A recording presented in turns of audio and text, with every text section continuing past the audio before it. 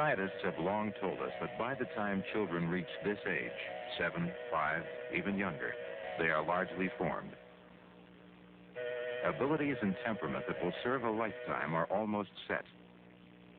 But what happens in the early years that has so irreversible an effect? What are the ingredients of the mysterious mix, powerful enough to shape a person while it is still an infant?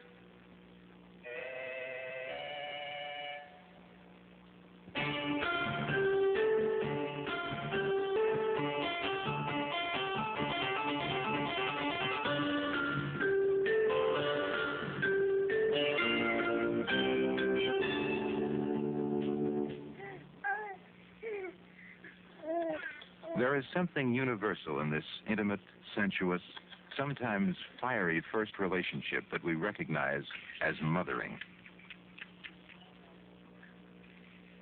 From its mother, a child gets its first experiences of the world, the first stimulation of its senses: touch, smell, sight, taste, and hearing. With its mother, a child experiences its first social interchange and its first emotions. Investigators of human behavior are examining all these experiences and their interrelationships to determine what part each plays in a child's development. Can we discover the crucial factors in the rich and various stimulation a mother gives her young? Or is mothering so complex that it will resist analysis? Investigations of the relationship between mother and child proceed at all levels among humans and other mammals. In recent years, these studies of the behavior of lower animals have provided a new angle from which to observe the nature of humans. Most animals die if they are abandoned by their mothers. Motherless human infants usually receive some care. But the powerful effect of mothering upon the young can be appreciated more clearly when it is absent. Some of these children at Löw House Institution in Munich have suffered brain damage. Some are mentally retarded. All have suffered the effects of disrupted maternal-infant relationship.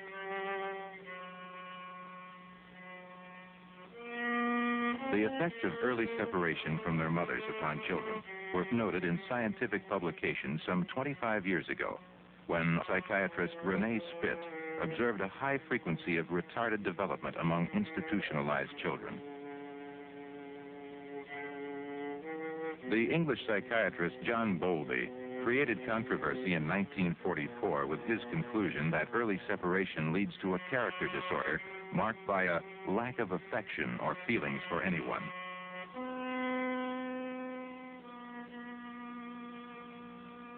These depressed children might be found in institutions around the world. They are withdrawn. Their pace of development has slowed. They are listless, vacant, unnaturally passive. They have few emotional contacts or relations with others, little spontaneity, no laughter, no tears. To go back to the beginning of the relationship between a mother and child, an infant's first human contact is likely to be at the breast of its mother.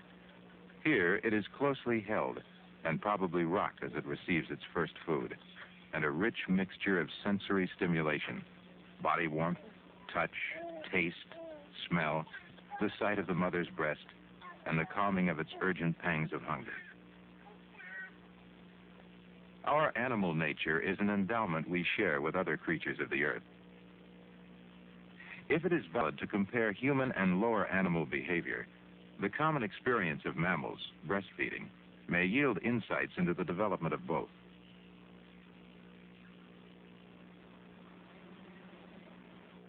Psychologist Harlow at the University of Wisconsin has long studied the importance of early experience to infant monkeys. Some time ago, he initiated groundbreaking experiments dealing with the relative importance of hunger and the sense of touch to young monkeys. In this film record of a Harlow experiment in 1958, a helpless infant monkey shows a simple reflex behavior. moving its head when it is touched. This reflex enables the infant to find the nipple of its mother's breast. But the experimental monkeys never saw their mothers. From birth, the monkeys were fed from bottles. Dr. Harlow then gave several infant monkeys these substitute mothers. A substitute of wire, another covered with cloth. Whether the cloth dummy or the wire dummy held bottles of milk, the monkeys preferred their cloth-covered mother substitutes at all times. In a large cage, with many objects to choose from, the young monkeys chose to cling to the contact comfort of their cloth-covered mothers. The isolated monkeys would spend as much as 15 hours a day clinging to their cloth mothers. And this attachment persisted after a separation as long as 2 years.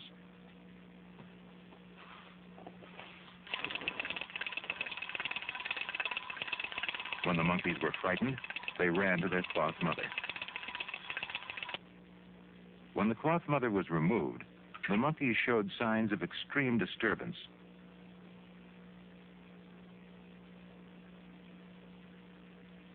But they were calmed and comforted when the mother was returned. The wire substitute, even when it held a bottle, excited no affection in the monkeys. The apparent apathy of this animal and its rocking behavior became an important focus of later studies. Today, Dr. Harlow is still investigating the depression that follows the separation of young monkeys from their mothers. Dr. Harlow says that his work began as a mishap. He was raising single monkeys in separate cages when John Bowlby suggested that he was really raising a laboratory of abnormal monkeys. At that point, Dr. Harlow began to study the abnormalities. At the Hazleton Laboratories in Falls Church, Virginia, these normal monkeys are being studied and filmed by Dr. James Prescott of the National Institute of Child Health and Human Development. Active, curious, and alert, these healthy monkeys have been raised by their mothers.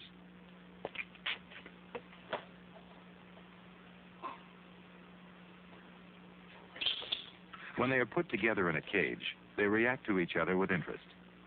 They are at ease with each other. They play and touch each other freely.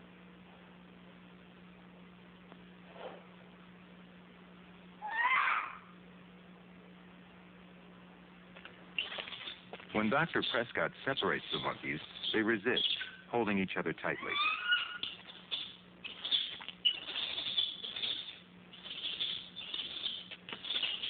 They maintain body contact and cling to each other even through the wire mesh of their cages. Monkeys raised in isolation behave quite differently. These monkeys were removed from their mothers at birth. They were hand-fed in incubators. They were raised in cages through which they could see, hear, and smell other monkeys, but could not touch or be touched by them. When they are put together, there is no play between them. They seem indifferent to touch.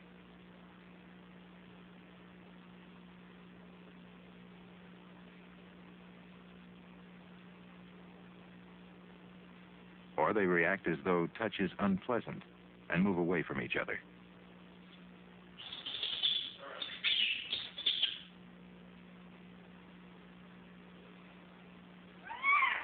When they are held, the isolation-reared monkeys show signs of great stress, screeching and baring their teeth. The stereotype movements of rocking backwards and forwards over and over again are typical of animals deprived of normal mothering. It is as though the animals attempt to give themselves the touch and motion stimuli they were denied in infancy. Dr. Prescott has theorized that this abnormal behavior in isolation-reared monkeys is a sign of abnormal functioning of the cerebellum, a brain structure associated with body movement.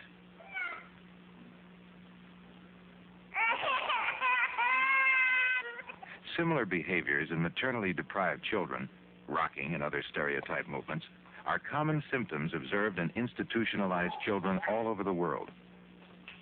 Some children who engage in stereotype movement, endlessly repeated, show evidence of brain damage. Stereotypical movements are observed in retarded children as well. All these children have been deprived of normal mothering for one reason or another, and display the same emotional and social impairment and stereotype movements as animals raised in isolation. Some scientists believe that the cerebellum is involved not only with movement, but with social and emotional behavior as well. At the Tulane University Medical School in New Orleans, studies of brain impairment are conducted with monkeys raised in isolation.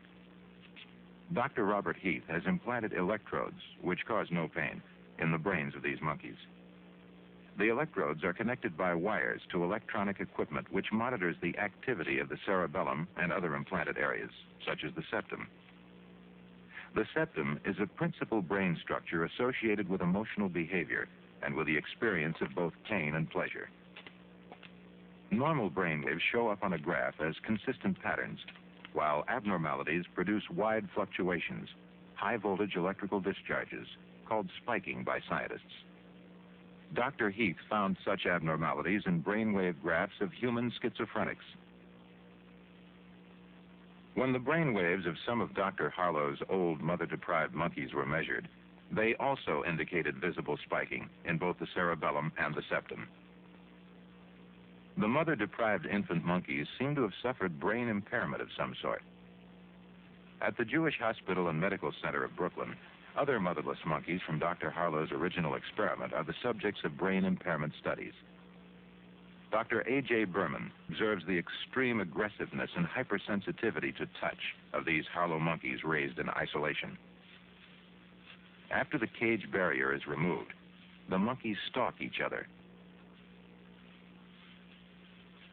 The moment they touch, they are driven to a violent attack.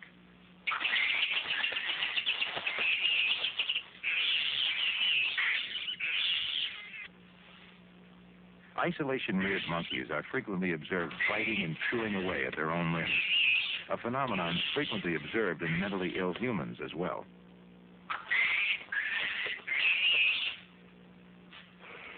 In a very recent experiment, Dr. Berman operates on the cerebellum of an aggressive Harlow monkey. His question is whether removal of part of a particular area of the cerebellum will modify the aggressive behavior of the monkey without impairing its body control. If so, it may be possible to link some of the adverse effects of a mother-deprived infancy with impairment of a particular area of the brain. Although Dr. Berman's studies are still in progress, operations like these have successfully reduced aggression in some monkeys and made possible human petting and hand feeding, which were impossible before surgery.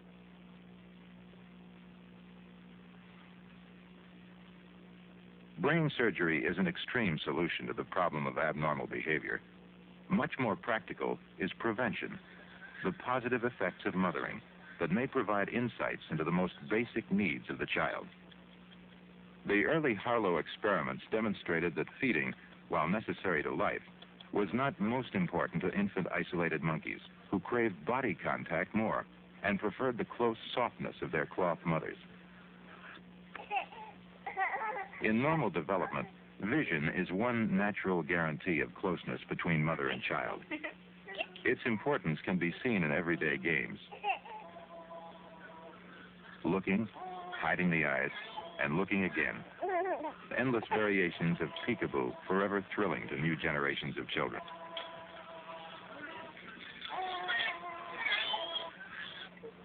When an infant has been born blind, there is a great danger to it in the disruption of normal patterns of mothering. This child has been blind from birth. He is part of a study by Professor Selma Freiberg of the University of Michigan Medical Center. Professor Freiberg is investigating the effects of blindness from birth on early emotional and intellectual development. This child, raised at home, has a warm and active relationship with his parents.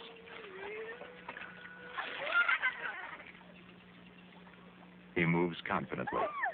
He is eager to learn. His motor skills are good. He is a happy and lively child and shows no blindisms, such as self-absorbed rocking, that are common among institution-raised blind children. In infancy, he was held close and carried about. Extra attention has been paid to this child, but the lack of sight has not permanently impeded his growth. When a baby cannot see, his mother must find special ways to offer affection and stimulation through other senses: sound, touch, and movement. This swinging substitute mother, a bleach bottle covered with furry cloth, was invented for an experiment by Doctors William Mason and Gershon Berkson at the Delta Primate Center in Louisiana.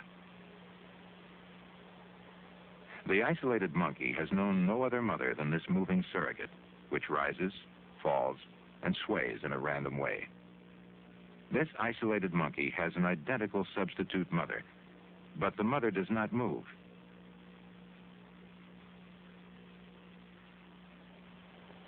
At 10 months of age, the monkey raised on a moving mother substitute is given a chance to make close physical contact with a human being.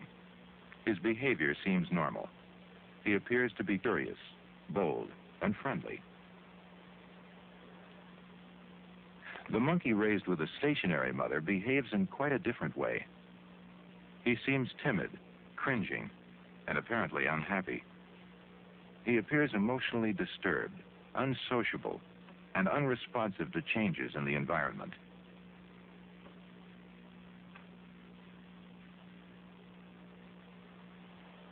Rocking and other abnormal behavior were prevented in the monkey on the swinging surrogate, although some abnormalities did appear, such as thumb sucking and self-biting. The monkey on the stationary surrogate displays the familiar stereotyped rocking movements. Dr. Mason's studies raise questions about the importance of body movement in the mother-child relationship. Certainly among most mammals, body contact, movement, and handling are an important part of mothering. Moving a child is perhaps nowhere a conscious action for the purpose of stimulating an infant's sensory system. It is a byproduct of play, or of the necessity of getting the child from one place to another so a mother can do her daily work. But children everywhere are moved. Even when they are restrained by swaddling clothes or cradle boards, they are carried, bounced, jostled, moved. Movement is part of a child's experience long before birth. He rides comfortably in his mother's womb, gently rocked as she walks and works through her day.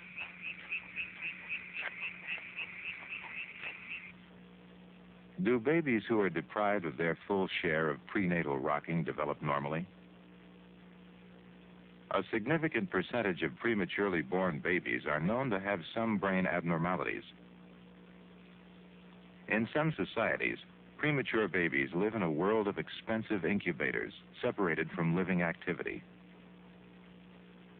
At several New York hospitals, Dr. Mary Neal, a nurse, conducted experiments over a 20-month period to see if a specially designed rocking procedure would help prematurely born babies catch up to normal development more quickly. Would they exhibit fewer abnormalities than premature infants who are deprived of motion? Most premature infants spend their days sleeping, rarely waking, rarely crying. For several weeks, the babies were rocked for half-hour periods 3 times a day to make up the time they missed being carried in their mother's wombs. Then, the babies in the experiment were tested to gauge their rate of growth. Did the infant have crawling motions that show the beginning coordination of a left-right sequence, an expression of beginning mobility?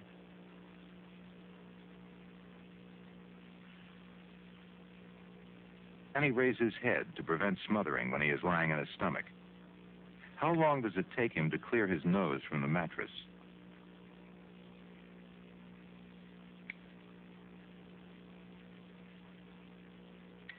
The full-term newborn baby has these abilities, and they are essential for the premature infant as well.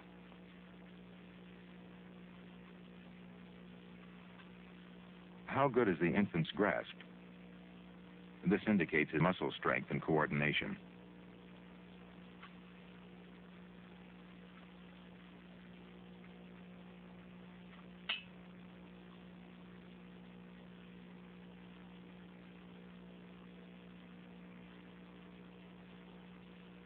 It is easily measured by the weight he can pull.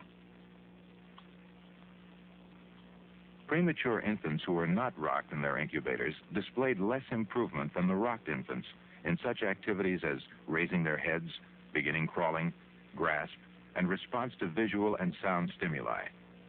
Rocked infants also gained more weight. While this research is investigatory, it does reaffirm the importance of movement, even in the womb. The importance of rocking begins before birth. Children whose infancy is spent without mothering can become seriously retarded. This child is 6.5 months old. He has spent his life since birth in a typical institution.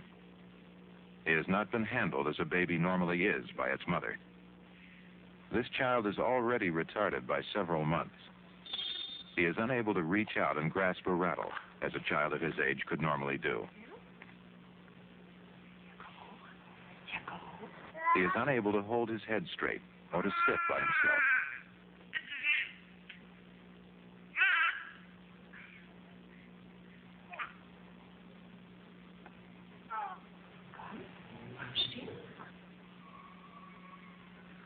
He has not yet learned to eat from a spoon. Professor Theodor Hellbrugge of the University of Munich has observed that retardation at this early an age can result in lifelong disability. To counter the effects of early deprivation, Professor Hellbrugge and his associates have created a special institution for young children who have been denied normal mothering. This boy spent 6 of his 12 months of life in an institution where he was considered seriously retarded. On Professor Hellbrugge's experimental floor at Lure House, he was given a permanent caretaker who was with him all day long. The caretaker is a loving mother substitute who understands the importance of maintaining intimate contact with the baby, touching, fondling, playing.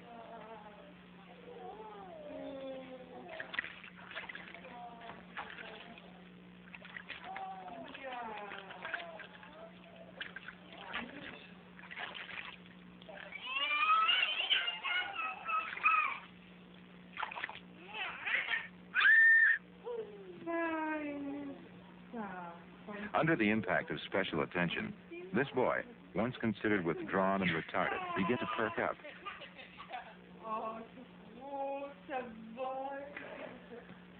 The more he is handled, the happier he seems to be.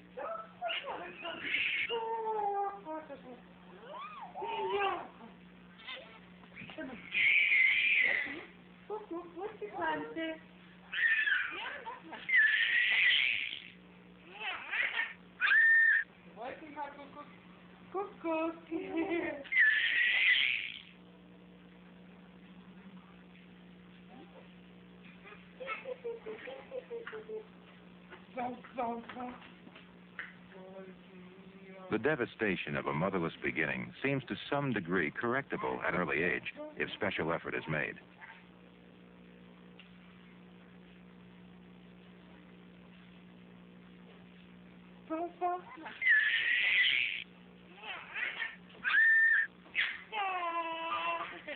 This child is making rapid progress toward normal development. The phenomenon of substitute mothers is found among lower animals, too. At the Downstate Medical Center in New York, Dr. Leonard Rosenblum investigates different styles of mothering between 2 types of monkeys. One type, bonnet monkeys, are a relaxed breed, gregarious, even cuddly. They are not likely to waste even an inch of space between them.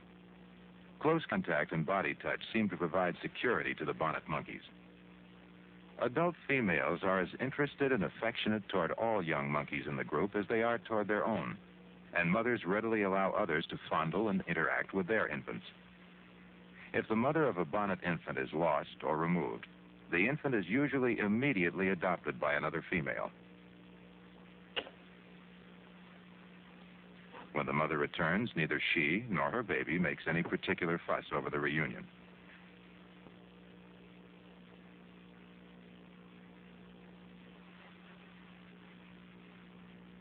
Dr. Rosenblum observes a strikingly different approach to mothering among another type, the pigtail monkeys. Pigtails are independent and rather aloof from each other. In the pens, they sit apart and avoid physical contact. Pigtail mothers are jealous and not likely to share their infants or allow another monkey to touch their young. In studies of the effects of mother and infant separation, pigtail mothers are taken from their babies for varying periods.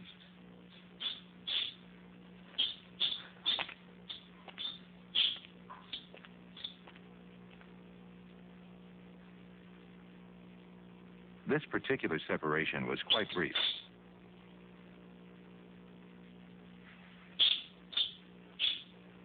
Had it lasted longer, the infant most probably would have lapsed into a deep depression.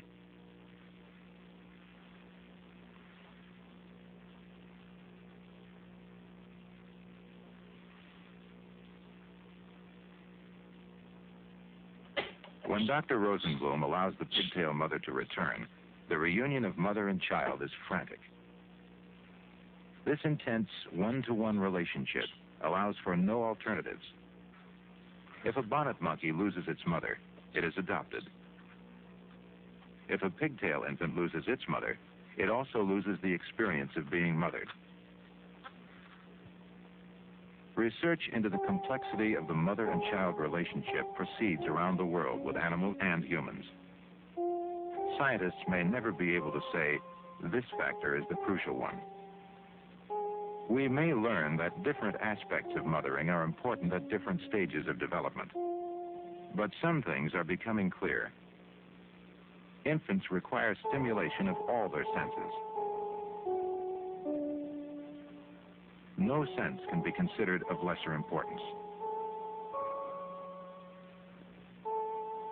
As critical as sight and hearing, as necessary as emotion and social interchange, as undeniable as hunger, is the need to be touched and moved.